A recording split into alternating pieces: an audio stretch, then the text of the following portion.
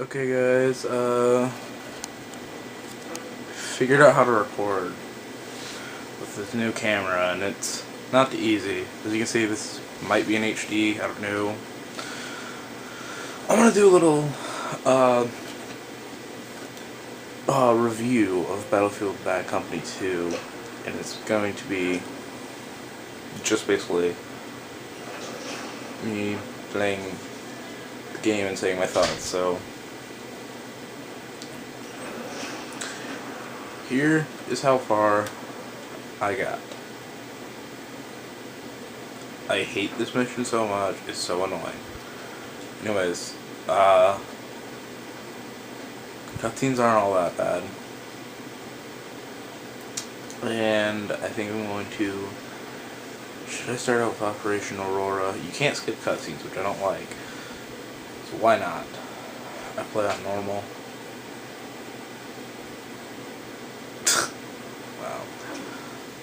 Wow. Yeah, so if I can figure out how to pause this, which I think I just press one button, we'll see when I actually get to play. So, yeah. And it did not work at all, so I screwed up my camera angle. It's good. It's good right now. If the camera's a little bit off, just say something in the comments. Yeah, this is the only way I can record. I'm literally using my new TV box, which is not a good idea, because like the fan is like literally shaking and but the camera's steady. Shit. It's pretty funny. Hey, you missed a spotlight. And you can't skip this. There it is. Because the game likes being annoying. So what do I think? I think, honestly, that it's basically a little reboot of the Bad Company series, and I don't think this is all the way centered. Okay. Yeah, some stuff's gonna be cut off. Hey, the squad's ready, Sarge. Okay. Start the engine. Some stuff's gonna be cut off, I'm sorry, but Take us in. basically you're still playing as Marlowe. If we're gonna play this game, we're gonna want to be used to Battlefield. If I can figure out where I put my remote, I'm going to turn this down. This is a little bit loud. So basically, if you played, I think, up till Battlefield 2 or something. But anyways, you're going to want to be used to Battlefield control schemes, which basically, for this game, I believe it's B to pick up, A is jump, fire, blah blah blah blah blah. You're also going to want to be used to Battlefield movements and how the guns work. Basically, Battlefield is a more lifelike type of game, where you actually are acting like a real soldier would. Your movements are pretty much like a real soldier. The way you have to shoot is like a real soldier. And everything. The perfect example for this is sniping. When somebody is running, you don't want to have them like in your crosshair. You're going to want to shoot a little bit forward so they basically run into the bullet. It's weird, but it makes things a little bit harder in multiplayer. That's one thing that is good about Battlefield Bad Company 2. It's multiplayer. Multiplayer is really good, especially team-based. Alright, it's like team deathmatch and regular free-for-all. I'm not sure if they have regular free-for-all. Those aren't like the main point of Battlefield. The main point of Battlefield is the team-based games. The team-based games are like the heart and soul of this game. So, Conquest, and like, that's the only one I can think of right now. I think it's just Conquest. But there's also like Squad Deathmatch, which isn't that great.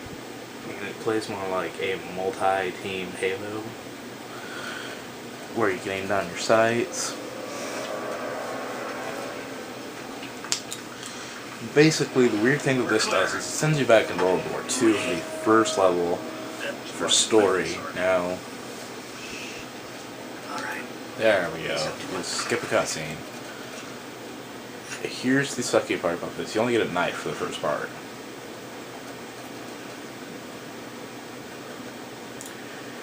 So this feels a lot like Far Cry, actually, right now. RB is to knife, which I think is kind of weird. But then again, I also played Halo Reach.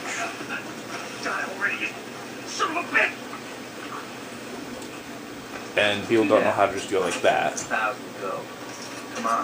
Also, a lot of things are destroyable. As you can see, I'm actually cutting this, and it has physics. The physics engine used for this game is probably one of the best, because you can destroy literal buildings with grenades. That is what made Battlefield Bad Company 1. This is also what makes this game. Right now, I'm not sure if you have an ammo limit.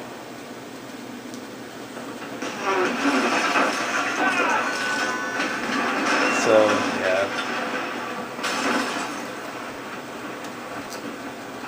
And, yeah. So this is how some reviews are going to be, actually, where I play the game and just show you some of the basics. What to expect. Like, you can't kill that guy. Here's one thing. No quick reload. What I mean by quick reload is every time you reload, you have to do the full reload. What full reload is basically you have to load the other bullet in. You can't, like, save one bullet, reload, and you have a quicker reload that way. Oh god. That was embarrassing.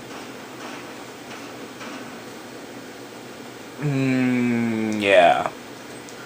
That's one thing about Battlefield, is you don't know sometimes who's friend, who's foe. Especially in this level. This level was just weird like that. Anyways, we'll try this again.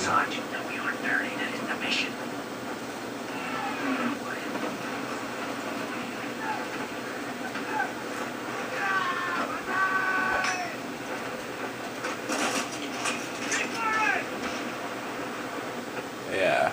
So let's see if we won't epically fail. Wow, I feel stupid. That's what I mean by Battlefield movement style. It's actually...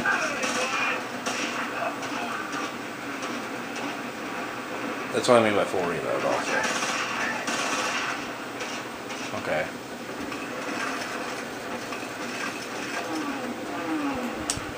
Also, single shot weapons in Battlefield will sometimes be your best friend, and sometimes lead to your downfall.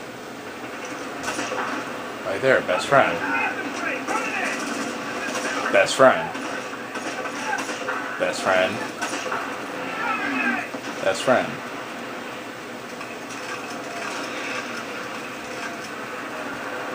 So, yeah. Some things that are different from this game, opposed to the last game, is during some points of the game, you can actually change your weapon setup. Which, since I can't pause the camcorder, it's going to be kind of hard to explain that. So basically, there are these supply depots. Every time you get a collectible, you get that weapon in the supply depot. It's not like supply depot, supply crate, I mean. But once you got that weapon, you can now use it whenever you find one of the supply crates. And the supply crates refill your ammo completely. And they're really good. However, one bad part about that is there are very few of them. They're not like in every section. I mean, there are literally just a few of them. Down there, across the field. And Mines. Watch your step. One bad part about that is, let's say you need a sniper. Okay, a sniper would be really good. But you can't find one but you know you have one at the supply crate, but the supply crate's past the part. And there's another one of those unskippable cutscenes. There are two types of cutscenes. Skippable cutscenes, which are all good, because the story in this isn't really good, and then there are these cutscenes. You're still in first person view, and you can't skip it, you can't do anything, it's really boring, all you can do is look at the pretty grass graphics. Some really good graphics, real close, they look like pixels basically, but the graphical style in HD makes it all the better.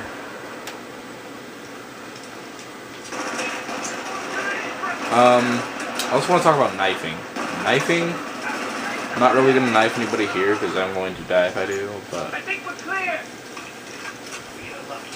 here's how long it takes you to knife. Opposed to Call of Duty, where it's like, basically, you shot a gun at them at close range and it killed them in one hit. This one is more of a delayed knife. You put down your gun, and then you have to knife. Call of Duty, you just like raise your gun up a bit and you knife.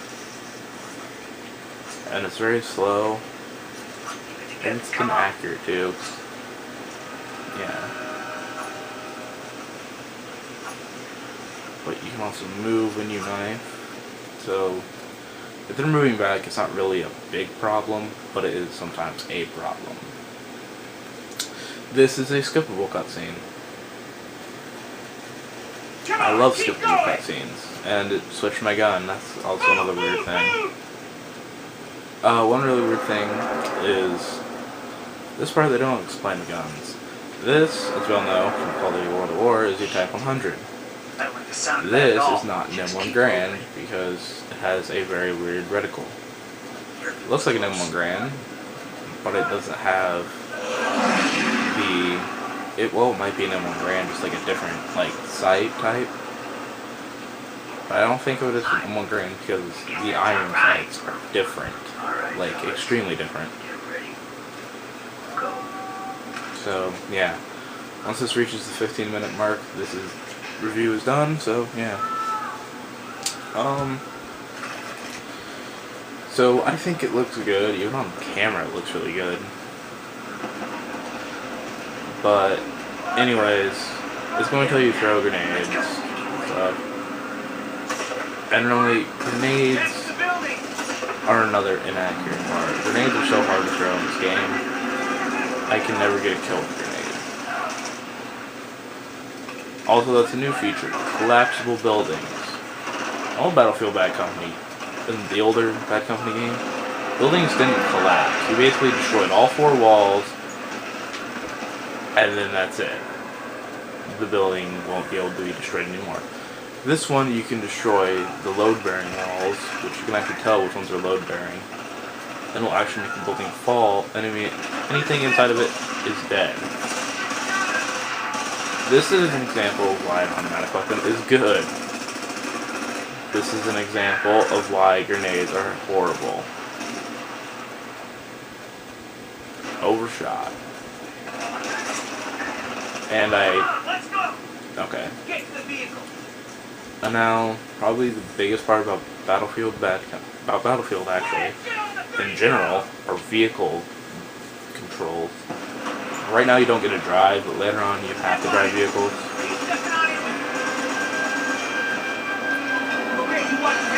This actually made me feel like I'm playing an older Call of Duty game.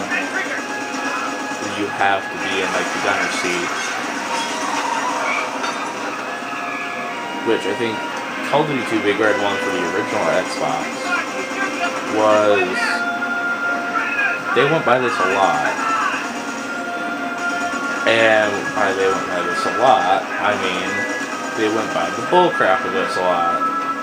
What I mean by that is there was one level where it was extremely hard, on the easiest difficulty even, to kill everything.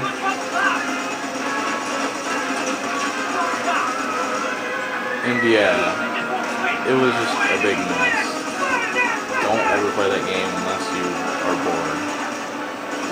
I was bored a lot when I was a kid. I actually beat the game. And there we go. That is another funny part. Depending on how long it takes you to destroy something, the action of the destruction will be different. And yeah, so all in all, also Bad Company 2, it's kind of a challenge and kind of not. It's a game that you can breeze through. However, multiplayer I can't go into details. I'm hooked up to Xbox Live right now. But in general, I would give this game about, I don't know, maybe a 7. Maybe between a 6.5 and a 7. Actually, you know what? 7 and 7.5, because how much I can replay this game and not be bored. You might be different, but it's pretty fun. So yeah, hope you enjoy. And now here's me blowing myself up with TNT.